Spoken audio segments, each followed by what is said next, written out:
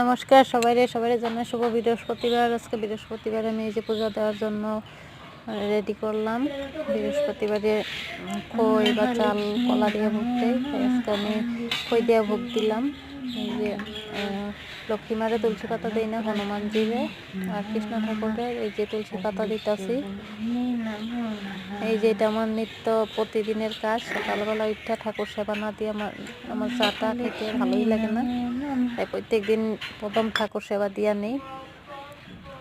এই যে এদিকে আমার ঠাকুর সেবা হয়ে গেল, তারপরে আমরা তিনজনে এই যে খাওয়ার জন্য নিলাম। সেবাই বানাইছি, চাটা খাওয়া দাওয়া দিলাম। এদিকে বাচ্চারা স্কুল আজকে বন্ধ, এদিকে খেলতেছে।